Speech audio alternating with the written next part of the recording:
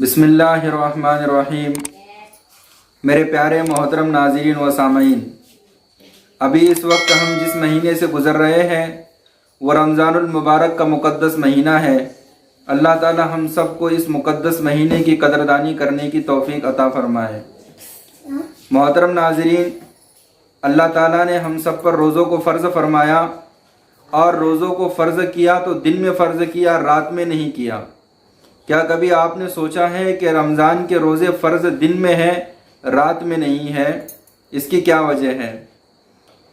اس کی اصل میں وجہ یہ ہے کہ دن کے اندر بھوک اور پیاس کا احساس زیادہ ہوتا ہے، اور بھوک اور پیاس کی شدت زیادہ محسوس ہوتی ہے۔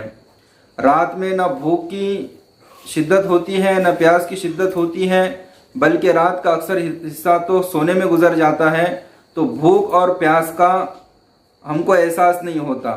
اور رمضان کے روزوں کا اصل مقصد چونکہ انسان کو تقوی پر لانا ہے، ان کو آزمائش میں ڈالنا ہے، اور ان کو پرکھنا ہے، ان کو آزمانا ہے، اور ان کو دین اور شریعت پر چلانے کی پریکٹس اور مشق کرانا ہے۔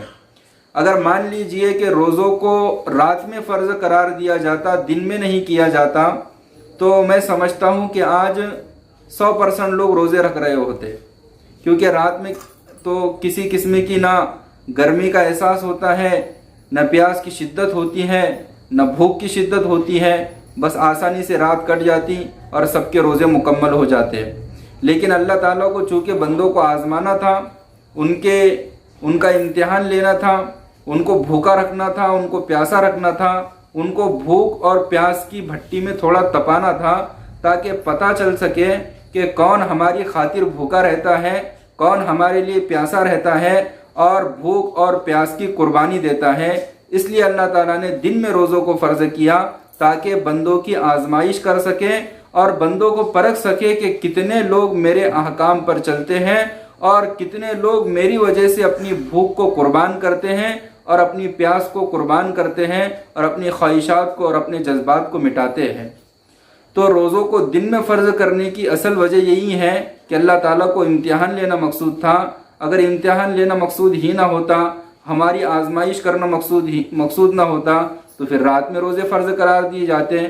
لیکن دن میں فرض کرنے کا اصل مقصد یہی ہے، اور اس کی اصل وجہ یہی ہے کہ لوگوں کو آزمانا ہے اور دیکھنا ہے کہ کتنے لوگ اللہ کے حکم پر اپنی بھوک کو چھوڑتے ہیں، اپنے اچھے اچھے کھانوں کو چھوڑتے ہیں، اور کتنے لوگ اللہ کے حکم پر اپنی پیاس کو قربان کرتے ہیں، اور اپنی بھوک اور پیاس کو اللہ کی نظر کر دیتے ہیں۔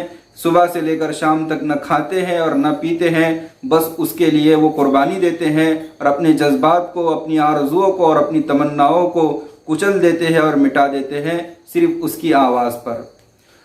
امید کرتا ہوں کہ یہ بات آپ کو سمجھ آئی ہوں گی۔ اللہ تعالی ہم سب کو یہ بات سمجھنے کی توفیق عطا فرمائے۔